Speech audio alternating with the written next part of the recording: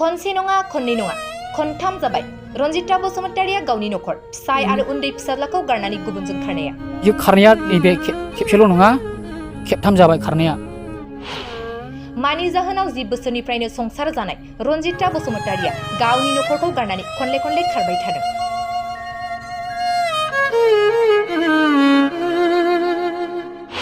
फिसाय सुबुल बसुमतारिया सासे गथ'खौ लानानै गोबां जिंगायाव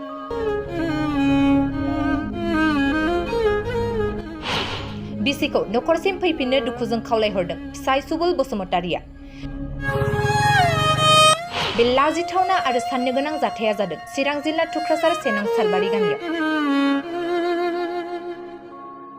समाजा मा राहा लागोन बेबायदि जाथायनि सायाव बेयो गेदेर सोंथि जाखांदों।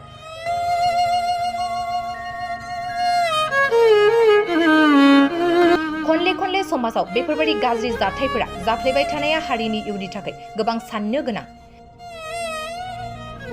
बर'नि दैदेनगिरि आरो माहारियारि आफादफोरा सुस्रांनायनि मा राहा लागोन? रायजो राजाफोरा बे सावगारियाव नुनाय रनजिता बसुमतारिखौ बहाबाफोर नुयोब्ला हमनानै नखरनिसिम मिथिहरनो खावलायदों फिसाय सुबुल बसुमतारिया।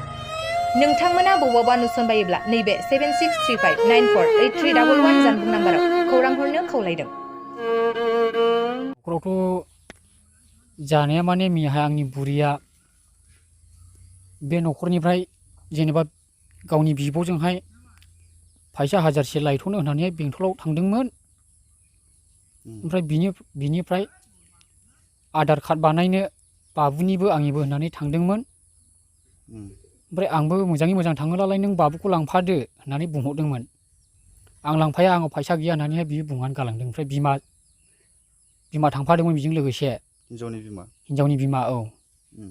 ओमफ्राय बिमाखौ ओरैबायदि थगायलांदों बियो बास स्टेन्डआव दोनहैदों बेंटल बास स्टेन्डआव आब'खौबो नेबाय थादो आं बङाइसिम थांनायसै होननानैहाय आं दा फैफिननाय आयै होननानै बिमाखौ थगायना गालांदों बास स्टेन्डआव। नोंनि बुरिया माने गावनि बिब'नाव फैसा लायथ'दोंमोन आरोना? औ गावनि बिब'नावहाय फैसा हाजारसे लायनो होननानै थांथ'दोंमोन।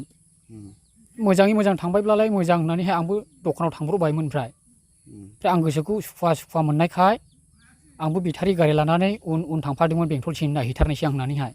ओमफ्राय आं बेंटल बास स्टेन्डआव सहैनायजों लोगोसे बियो विंगार गाखोनानै थांबाय बङाइगावसिम।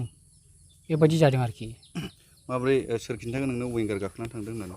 बे गावनि असे बिमायानो आंनो खिन्थाबाय। नै दासो थांदों रानिया विंगार गाखोनानैहाय होननानै बिमाया आंनो खिन्थाबाय। ओमफ्राय रायबाय आं बिमाखौनो एसे बेंटल बाजारावब्लाबो। न'खराव माबाफोर जादोंमोन नामा? न'खरावथ' ओरैनो जेबो जायाखै। आं बेखौ बुवाखैबो रायाखैबोमोन। गावसो आंखौ रायबावदों। ओरैनो फन रायलायनाय सोरजोंबा फन रायलायनाय सन्देह दंमोन नामा? सिगांनिफ्रायनो फन रायलायनाय सोरजोंबा SMS गेलेनाय बेफोरखौथ' आं गोबां खोनाबाय आरो नुखाबायबो। आरो बियो खारनाया बे दानि नैबे खेबसेल' नङा नैबे खेबजों बियो खेबथाम जाबाय खारनाया। दा मा सन्देह खालामदों? सोरबा हौवाजों खारदों होननानै सन्देह खालामदों नामा? आंनि सन्देहआथ' बेनो। बहानि बेलाय हौवाया? बियो जाय सेंग्राजों सिगांहाय थांदोंमोन बे सेंग्राजोंनो बियो थांफिनदोंबो जानो हागौ आंनि सन्देहआव। बहानिमोन? बे आंनि बुरिनिफ्राय आं सोंनानै मोननाय बायदिब्ला बे सेंग्राया आमथेखा साइडनिमोन। दा नोंनि बुरिखौ मा नों फैफिनजानो लुबैदों नामा? आंनि बुरिखौथ' आं जेनेब्ला फैब्लालाय आं दाबो नाजावो।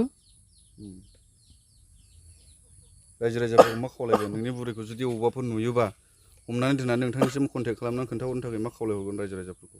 रायजो राजाफोरनिसिम आंनि खावलायनाया बेनो जेनेबा आंनि बुरिखौ सोरबाफोर बबेबा खनाफ्राव नुसनबायोब्ला अननानै खिन्थाहर।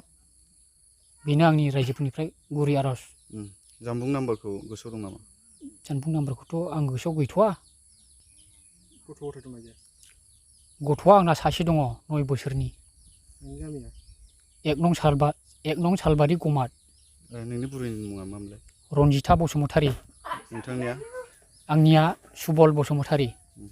माने आंलाय मा बुंनो हनै माबा मैयाहाय माने फैसा बिब' हरनायखाय फैसा बख'नो होननानै थांदोंमोननो। ओमफ्राय दा बियो फैसा बख'नो होननानै थांनायावहाय बिब' लेंहरदों होननानै थांनायावहाय थांदोंमोन आरोखि। ओमफ्राय दा बियो थांबाय ओमफ्राय अबाव थांखो गैया मिथिया। बिमा थांफादोंमोन। बिमायाबो गारि गाखोबाय गारि गाखोनानै थांबाय बिदिल' खिन्थाफैनो रोंदों आरो जेबो खिन्थानो रोङाखै। रायलायनायफ्रालाय सिगांनिफ्राय माबाखा रायलायो मायोखा मानसियालाय बयजोंबो एसएमएस गेलेनाय मानायावलाय जोंनि नुनायावहाय बिदिनोखा आरोखि मिथिखायो जोङो गामिनि हिसाबैहाय ओमफ्राय इयो जुदिबा अबावबाफोर थांनानै थाहैदोंबा फैफिनथों आरोखि गावनि फिसा दङ हनै फिसाय दङ एफा मोजां संसार जादों बियो ओंखायनो जों फैफिनजानो लुबैयो आरोखि जेरावखि दङ फैला आराम जागौमोन आरो